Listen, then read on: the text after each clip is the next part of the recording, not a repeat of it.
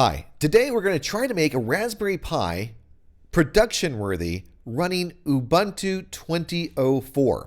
Now this is a 64-bit version of Ubuntu on a Raspberry Pi 3X, so a 64-bit RISC processor. Let's go ahead and get started. So here we are. We'll have, this is my shell on my workstation. I'm actually going to put this shell up on the Raspberry Pi, and I've created a script that will automate this entire process. It's over on GitHub right now. So if you go to github/myname/prep Ubuntu, I think it is, then you can download any of the utilities or scripts, or you can see what I'm doing with it.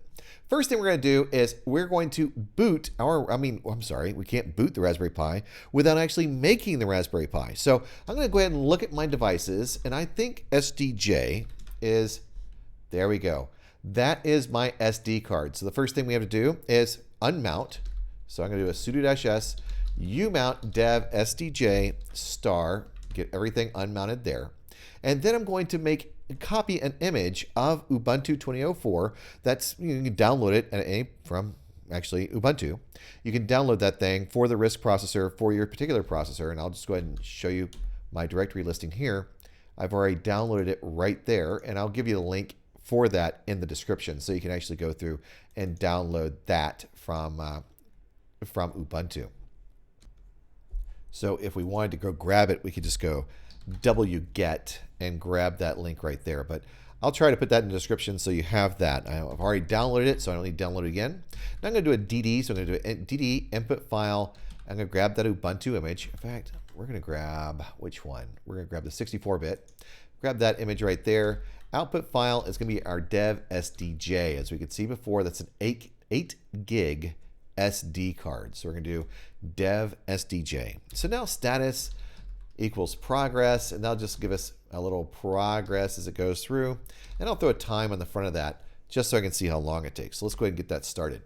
Now, as this runs, it will probably take around 5 minutes to image the 3 gigs of Ubuntu over onto the SD card.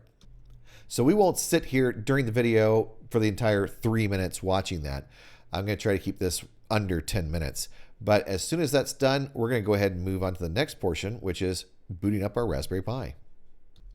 Okay, the image has copied over to the SD card. Now, really not copied, but we've imaged the SD card with the Ubuntu image. So it's taken 13 minutes and 59 seconds. So it's a slow SD card, but there you go. So it took 13 minutes, 59 seconds, and now we can remove the SD card and plug it into the Raspberry Pi. Okay, I've plugged the SD card into the Raspberry Pi, and we're going to see if we can get this to actually start up. We're going to plug in the USB now and power this unit on. Okay, so far, so good. Raspberry Pi is powering on. This is the fresh install of Ubuntu 20.04. It is for the 64-bit ARM processor. We're going to be doing things like removing snapd. We're going to remove netplan. We're going to remove the little cloud configuration off of it. And we're going to make this production worthy. So it's something that you could use alongside multiple other flavors of Linux or Unix machines or whatever it might be. Okay, the boot takes about 45 seconds, so we're going to give it just a little more time. Now, once this gets booted up, we're going to switch over as root. So we're going to sudo-s become root. And then after we're root, we're going to run a script from Cybernados. It's actually public.cybernados.net. It's the same script that's over on my GitHub page. So that is, hopefully, I'll remember to link that down in the description. If I don't remember to link in the description, leave me a message. I'll be glad to give you the link for that. So here it is. Let's go ahead and try to log in. The username is Ubuntu. The password is Ubuntu because this is a default image of Ubuntu 20.04. So we're going to go ahead and do that. Ubuntu.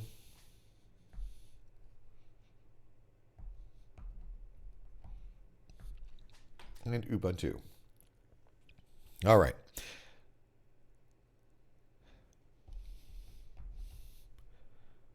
Ubuntu is known to do this. Actually, what happens usually is you'll go through 3 logins. And so the 3 logins will not allow you to log in. The entire screen will go blank because you've done 3. After the screen goes blank, it'll come back, and then you can log in, doing nothing differently than you did before. There we go. It looks like we're about there. Up. Current password. It actually logged me in. Now the screen's blanked. And this is just one of those idiosyncrasies that you'll see with Ubuntu. That it's just a pain in the neck. All right, so there we go. Current password, Ubuntu. New password. I'm just going to make that password. Apparently, I'm not going to make a password.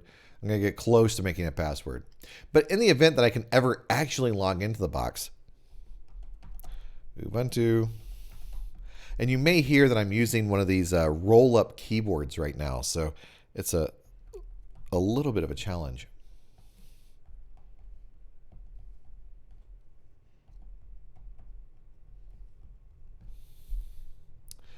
Alrighty. See if he'll take it.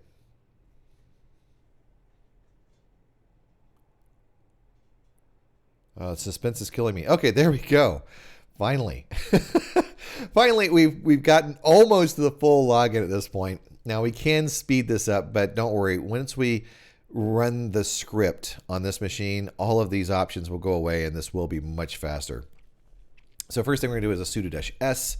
We're going to come root, and we can actually run it straight from this directory. What we're going to run is a bash-c, and then we're going to tell it to run curl. So we can do that in quote like this, $ parentheses, and we're going to type curl, and then to the website we want, it's actually just HPT, just the website we want to pull our image, and it's going to run this bash-c will run whatever script that we pull out. So public.cybernados.net/pub/prep_Ubuntu. I'm also going to have a free BSD prep up there too. So you can put free BSD over in your Raspberry Pi. And it runs really well. I've got it actually clocked at about 12. Well, it's actually clocked to the full clock speed. Prep Ubuntu, and then I believe it's prep_Ubuntu.sh.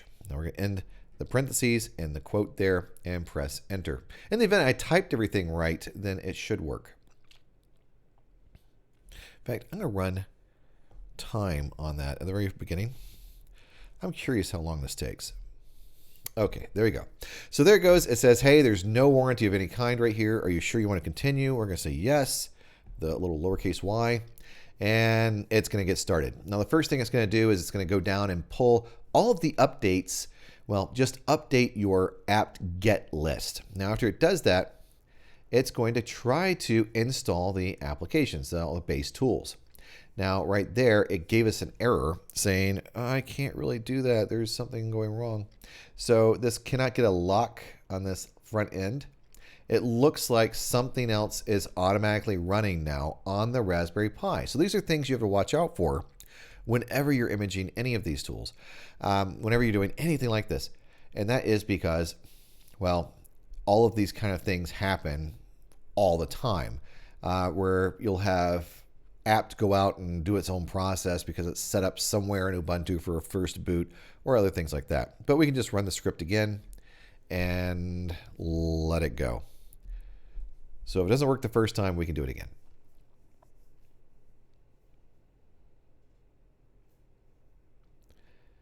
So far, so good.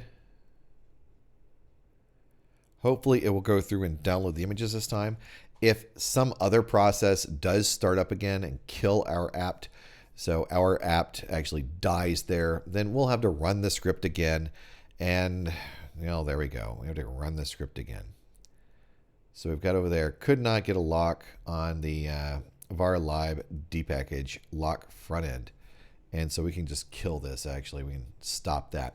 So we're going to have to find out what's going on. And so to find out what's going on, we can do a dpackage, dpkg, -- configure, -a, right there to see if anything, okay, it's locked by another process. So at this point, we can try to find out what is actually locking it. So we'll do a ps auxw, and we'll grep for dpkg.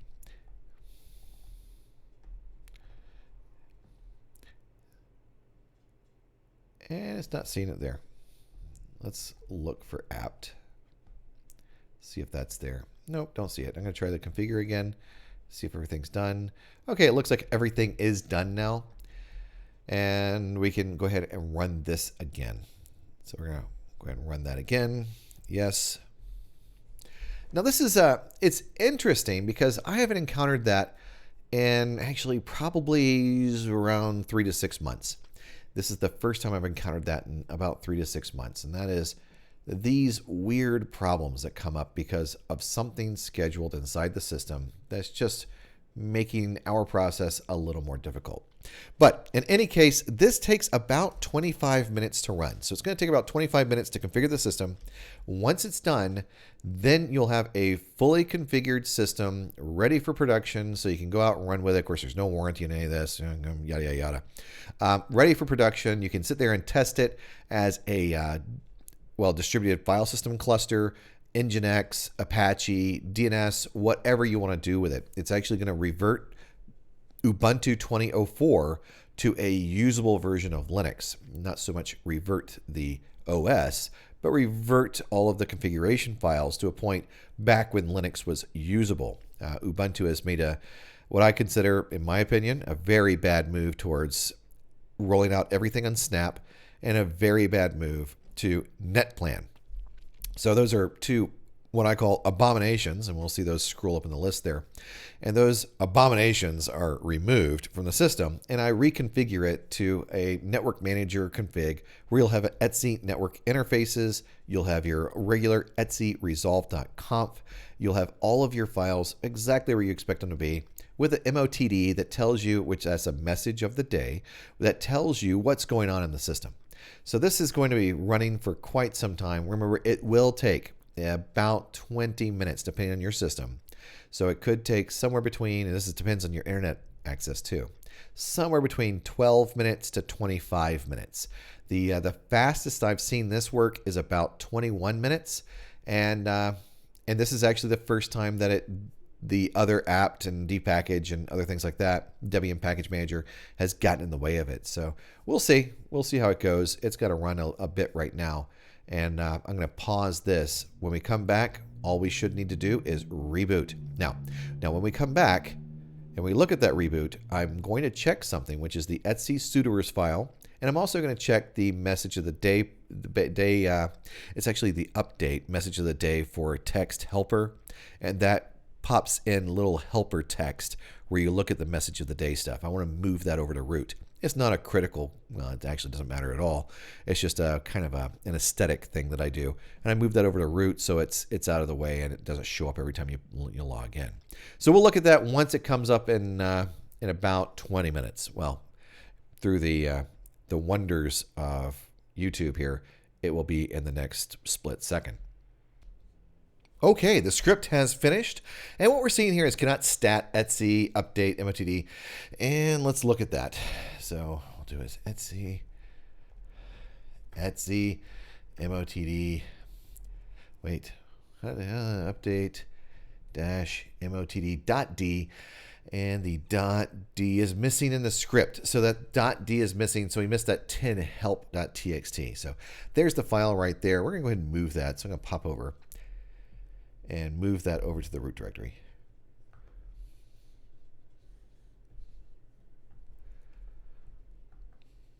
There we go. Now let's go ahead and check the permissions on the Etsy sudoers file. Don't want anything to be wrong with that. Now we do have read write on sudoers there, which is a kind of a strange combination. Should be just read. So we'll go ahead and fix that.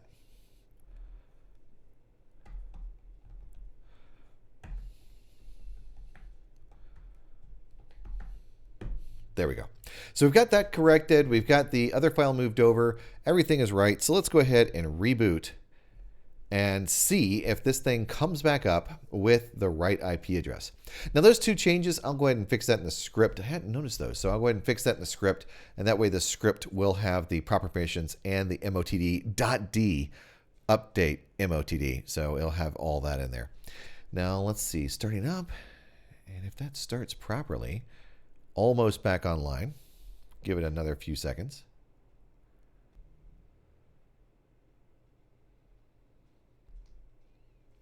Okay, now we're back online. I'm going to switch over to the upper left quadrant there where I made my image. And I'm going to try to SSH into the box.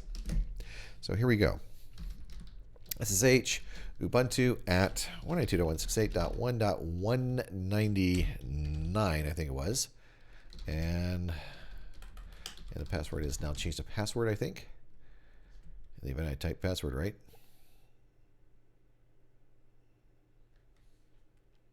There we go. Okay, so everything is working properly. Let's make sure we can sudo over. Oops. Sudo, that works great. Super. So you can see right here the changes that have taken place on the system. So if we look through the security, preventive maintenance, prevent system malfunctions, I'm getting rid of that snapd there.